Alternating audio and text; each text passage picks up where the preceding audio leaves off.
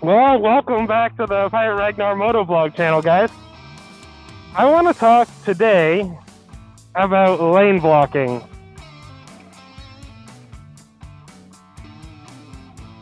So we'll see if we get to avoid the rain today, or if we get rained on. I didn't bring any rain gear, so, you know. Oh, I didn't bring anything to charge cameras on the fly again with. Yeah, I just needed to get out. Get on the road. Go for a little rip. It's kind of fantastic being here in British Columbia, because whether it's all locals or it's people who are coming here to get on bikes, there's a lot of people on motorcycles here. The frequency, or at least in my neck of the woods, the frequency is significantly higher than I would expect anywhere else. So it's really, really disappointing to see just how many people who are on their bikes really don't have very good kind of lane discipline or blocking strategies. And I'm honestly not trying to be a dick. I'm not ragging on people who don't. I see it, and then I worry about them. I don't want to like make fun of them. I want them to learn, hopefully, maybe a better strategy for ensuring that they, you know, maintain visibility, and they really protect themselves as much as possible from the worst case scenario. I really like this truck. There's just something about that truck. Anyway, on that note, I just kind of want to have a little bit of a discussion about it.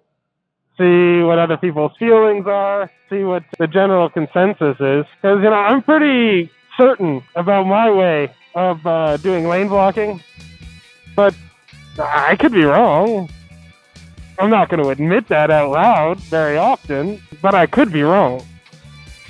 I've had a lot of luck in the sense that I've never had, you know, any significant accidents. I've had lots of close calls, and I kind of feel like my strategy for lane blocking and how I position myself has contributed significantly to my success in that regard. Again, I could be wrong, and I'm really interested in what other people's feelings are, what the rationale is. Yeah, so let's get into it. Wonder how much of my singing I'll catch this time. I'm gonna try not to, not because I don't like singing, but because it's really annoying to like see the little spikes on the waveform and get like, oh, it's just me singing again. Oh my god, that's terrible. It's really bad. I can't sing for shit. All I can say really about my singing is I'm just super, super glad that's not what it sounds like in my head. It's gonna be terrible.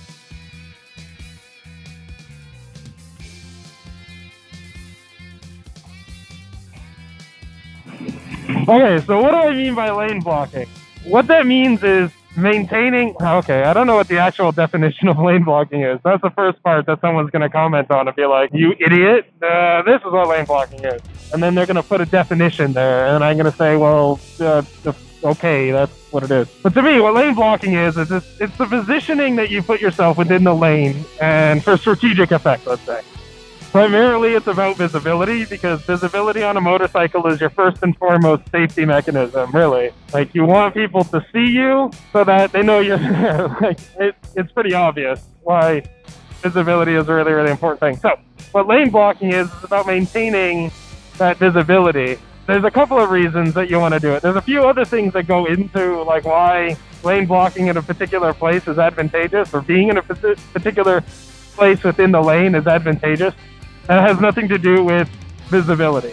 The primary one is, for example, if I ride here in the middle of the road, which you see so many riders doing, then what I'm doing is I'm riding between this line and this line, which are the wheels of the average car and truck. Well, the engine for that car or truck aren't on the other sides of the wheels. No, it's between the wheels. And so any and all engine oil, any other kind of spills on the road, I mean, that's the primary thing, is you're just talking about a part of the road that doesn't get as much wear because tires don't go on it as often, but also accumulates a lot more things like particularly oil slicks that make it hard for you to maintain traction on a motorcycle. And it's got to rain like 9 million times more to wash that away as compared to how long it takes for any engine oil that's dripped in the general wheel ruts of a road to just be cleaned away by the next passing car's tire and dispersed much more so that it's not an issue. So little things like that is you tend to maintain better traction by being in the spot that maintains the most wear, because it's by default it's going to get rid of water faster and it's not going to have oil slicks and things in it to the same degree. Okay, so that's one advantageous reason to not ride in the middle of the lane, for crying out loud. Okay, so then why wouldn't we want to ride over here? It's like it's super far away from any cars that are coming from the other way. Like it's the safest thing to do, right? No. Let's, I guess, break it down, or here's my 2 cents. Here's one of the exceptions. When I see trucks like this, I always move over. Mainly because I don't have a windscreen or a windshield. So if I stay right here when a big truck like that goes, especially at higher speeds, then I take the full force of, the gust of wind that comes off of them into my chest and the bike. This is not comfortable. It's a little discerning, but that's one of those rare exceptions where I'll get off of my lane blocking choice line. So what is that? Right here. I'd say about a foot and a half from the inside lane here. And this is assuming you're on a 1-lane road, so that I have the greatest opportunity for other cars to see me, both in my own lane and in this lane. If I'm too far in, then I have to be really far behind the car in front of me before they can see me in their side view mirrors. Okay? Because if I'm sitting in the middle of the lane, their side view mirror is looking back this way. It's not looking behind them. And many vehicles on the road don't have rear view mirrors. And many of the ones that do don't have drivers that are confident enough to use them for some reason. Okay? So you can maintain this positioning because the people in front of you, if they don't have a rear view mirror, they can almost always see this next lane in their side view mirror. They can very rarely see behind them. Okay, so you don't want to be behind the car. You want to be kind of as close to this lane as you can so that they can see you in their mirror. All right, perfect. Now, what about opposing traffic? Why do I want to be here when opposing traffic's there? Aren't I closer to it and hence more dangerous? Well, no. If we're both going this way and I'm trying to look out past this truck in front of me, which obviously isn't realistic right now, but I'm kind of doing this number to look, and I'm looking at the traffic coming in the other direction, and I see a vehicle there. The only way I'm going to notice as a driver going this way that there's a motorcycle behind that vehicle is if that motorcycle is driving really far over this way, right? If they're driving behind the truck coming the other direction, I got no hope of seeing them. And I might know quite confidently there's nothing behind that truck in terms of another large vehicle, but I hope that makes sense. So what are the exceptions to that?